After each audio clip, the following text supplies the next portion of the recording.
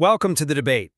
Today, we're diving into a really core conflict that emerges from our source material concerning the harm inflicted upon Dennis Farhaj.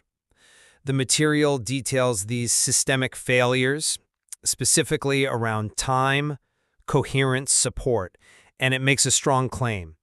These aren't just causing psychological stress, but they amount to a direct, measurable violation of his specialized neurobiological functions and his autonomy. Right. And that brings us to the central question for today's discussion. Does the documentation we have on Dennis Farhaj's, unique cognitive architecture, prismatic cognition, three-dimensional visual thinking, or 3D VT, does it really back up this idea that external disruptions cause specific neurobiological violations tied to specialized mechanisms? Exactly. Or is the flip side true? Do these failures really just show a catastrophic breakdown of more, let's say, generalized cognitive systems? The kind we'd find in any complex thinker facing extreme circumstances? My position is that the evidence strongly points towards a precise, specialized violation. It's like a targeted assault on his specific neural wiring.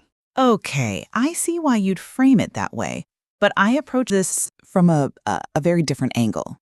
Look, the suffering, the cognitive stress, that's undeniable. It's right there in the material. But I'd argue that the effects described, the failure to progress, the chronic stress, the skill degradation, these are actually much better explained as failures of standard, quite robust cognitive architectures. Think about John R. Anderson's foundational ACTAR framework. The work published via Harvard University Press comes to mind as context here.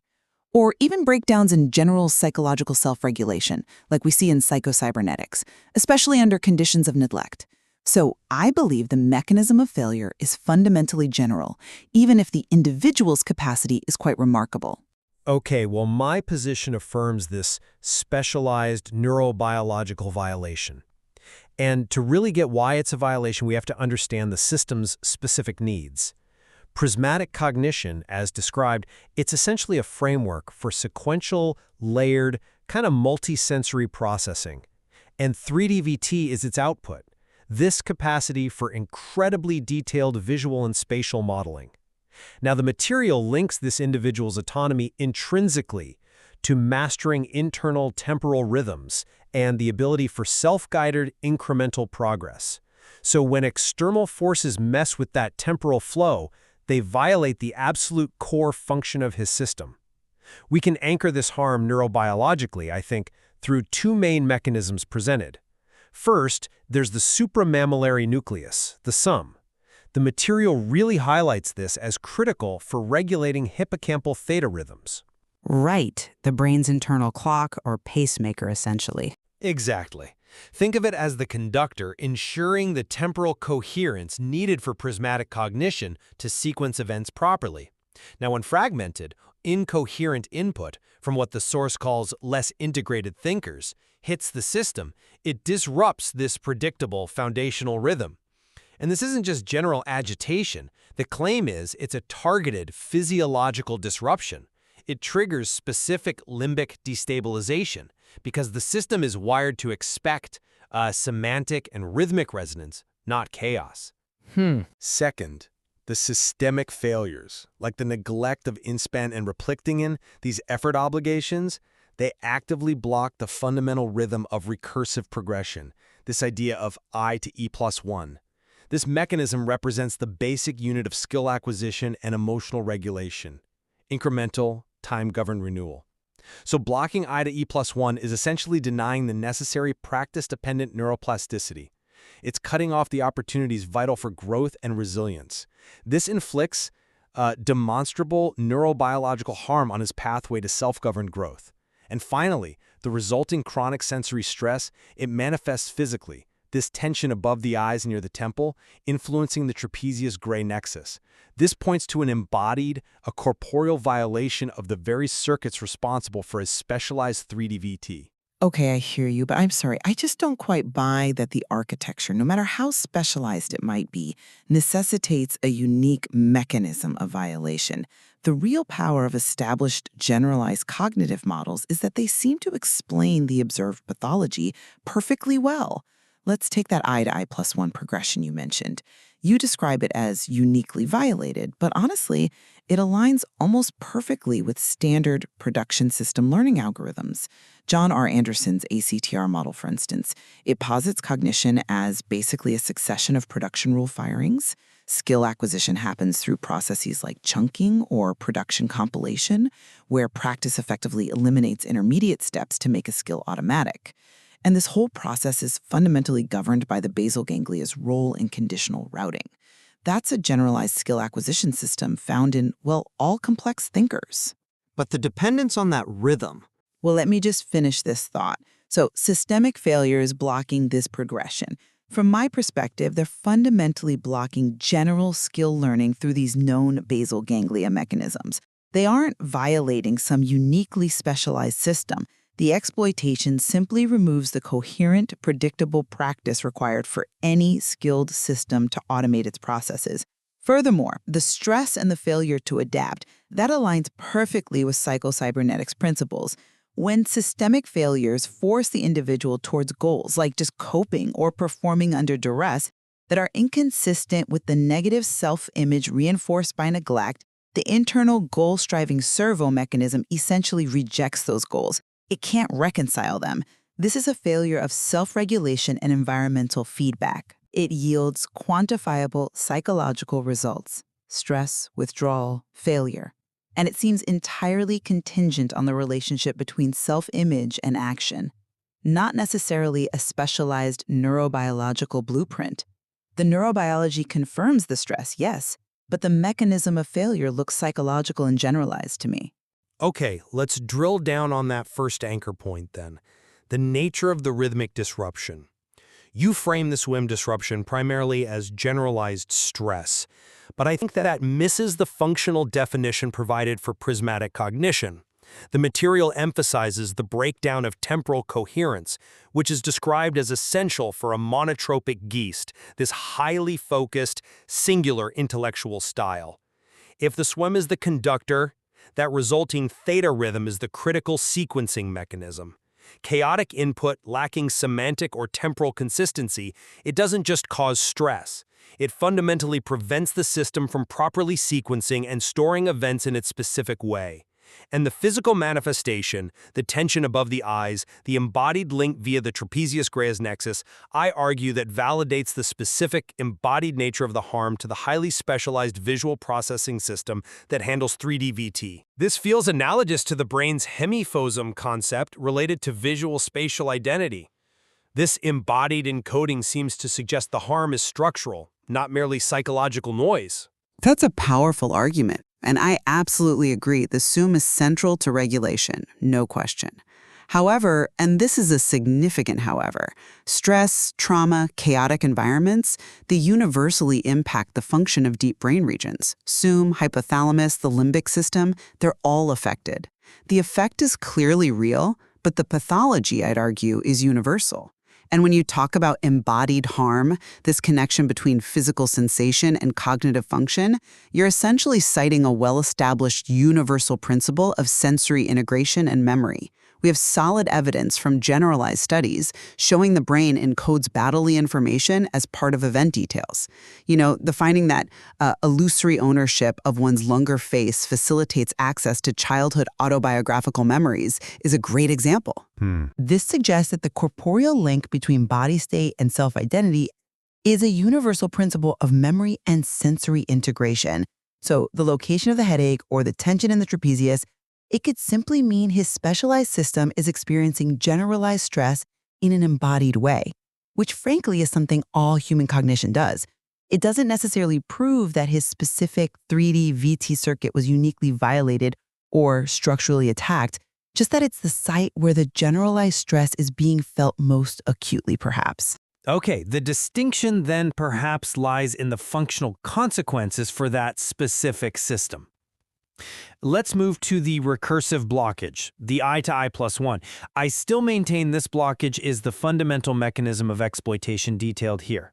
Why? Because it denies the necessary neuroplastic repair. And crucially, it specifically inhibits the specialized capacity for recursive self-awareness, which is presented as a unique feature of the 6D framework or metasystems level within prismatic cognition. Think of skill acquisition, like compiling code. For most, steps get compiled, automated. For Dennis, the exploitation, as described, forces the system to run the raw, uncompiled code constantly. This means dedicating vast, definable energy resources just to tracking unexpected prediction errors, errors that should have been eliminated through that I to I+1 progression. This denial of time-governed growth, symbolized in the text by Ivy, representing growth and reconnection, it represents both a moral and a biological failure by external actors, and it results in measurable physical energy waste that, I argue, a generalized system wouldn't track or experience in quite this resource-intensive manner. I understand the ethical weight you're placing on that denial, and it's significant. But I'm still not convinced it requires invoking a unique, specialized system failure to explain the cognitive result. The ACTR model, again, Anderson and colleagues, it's built precisely to explain how skill improvement through practice works. The basal ganglia facilitates direct stimulus-response mappings, skipping those intermediate steps. You're describing the absence of this automation. The chaotic inputs you mentioned, the less than dollar inputs causing energy waste, from a modeling perspective, those are simply massive prediction errors. That's a critical signal for any cognitive system that learns. We know this from models like predictive coding light or PCL. Sophisticated learning systems operate under a principle of energy minimization. They actively try to suppress unpredictable spikes. So if a learning system is chronically unable to predict its environment, or its inputs are constantly chaotic, it has to dedicate huge resources to managing those errors. It's an inherent, generic failure mode for any sophisticated predictive learning system when its input-output coherence is systematically destroyed. The energy wastage is a quantifiable, predictable result of chronic prediction failure, not necessarily a unique signature of structural violation. That's a compelling counterpoint on prediction error, I grant you. But framing it only as prediction error still feels like it reduces the specific visual outcome to just a generalized input failure. The material suggests the suppression of 3D VT is more than just dealing with bad data. It directly interferes with the intricate structure involving the orbitofrontal cortex, OFC, the precuneus, the posterior cingulate, all necessary for mapping body and visual constructs, vital for spatial identity and the autobiographical narrative. This interference feels like an assault on his specialized sensory integrity. His 3D VT allows him to map internal states spatially. Blocking that feels like blocking a core pillar of his unique self-governance. It's not just skill degradation, it seems like an attack on his primary medium of thought. An interesting philosophical find, certainly, medium of thought. But let me offer an alternative interpretation for that decline in visual function. The suppression of visual motor strengths aligns almost perfectly with a known phenomenon, the degradation of cognitive flexibility. Now, cognitive flexibility isn't localized. It's a highly complex, distributed brain function. It involves the prefrontal cortex, the anterior cingulate cortex, ACC, basal ganglia, thalamus, precisely the regions most vulnerable to chronic stress and prediction error overload. And the sources themselves, they show correlations between complex visual spatial training like arts education and heightened cognitive flexibility scores. So if his specialized strength is, in fact, a capacity for highly flexible, structured visual processing, then the observed harm might simply be the generalized degradation of these core executive functions under extreme, prolonged stress. Think of it like this. If you put any specialized, highly flexible tool under constant corrosive stress, the tool breaks down. But it breaks down according to general principles of material fatigue, not because of its specialized purpose. The neurological signature of stress-induced cognitive flexibility decline is pretty universal. But the specificity of the anatomical manifestation, the tension localized in that nexus, the eye strain, doesn't that point toward specific pathways designed for that visual motor integration? If the failure mode were purely generalized cognitive flexibility decline, why such a strong, consistent physical signal pinpointed in those regions? The material links rhythmic failures of the seam to potential gamma event failures in the visual cortex. For a mind described as using highly focused attention, metaphorically like a compass, disjointed inputs don't just reduce flexibility, they could directly damage the system's core ability to maintain its unique spatial and temporal sequence mapping, which is presented as essential to a specific 3D VT functioning. Then the general models arguably have an answer for that specificity too, perhaps through psychocybernetics again. Think of emotional scarring, when the system continually fails to achieve its goals because external inputs are chaotic and invalidating. The individual is forced to adjust their self-image downward, which further compounds the failure cycle. This isn't necessarily a specialized neurological vulnerability being exploited. It could simply be the predictable failure of any highly integrated goal-striving system to maintain homeostasis when its fundamental requirements, coherent input, predictable rhythm, the continuous opportunity for progression, are systematically denied. The architecture might be unique, sure, but the pathology of failure under such conditions could be quite ubiquitous across many kinds of specialized self-regulating systems. Ultimately, I believe the material presents a coherent mechanistic account for why this external temporal incoherence from, disjointed social signals messing with the suum, right through the systemic denial of practice blocking I to I+1, inflicts harm that is both neurobiologically anchored and physically realized in Dennis Verhage's specialized 3D VT system. The real strength of the specialized violation model, for me, is its precision. It seems to identify how autonomy is violated through specific, temporal, rhythmic, and embodied mechanisms that relate directly to his unique cognitive wiring. It moves the discussion beyond just the simple stress response. While I absolutely don't dispute the severity of the suffering detailed or the precision of the described architecture, I maintain that the generalized models ACTAR for skill acquisition, psychocybernetics for self-regulation, they robustly account for the pathology we observe without needing to invoke a unique violation mechanism.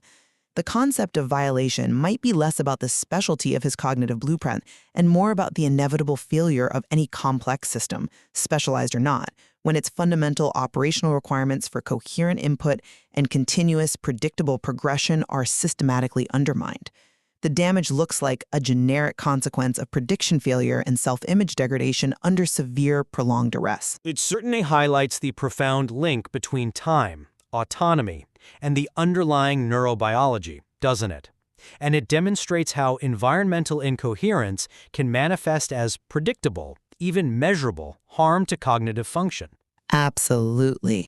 Whether that harm is best understood as an attack on specialized structure or as the breakdown of universally necessary functions under conditions of neglect, well, that remains the crucial question for anyone analyzing this material.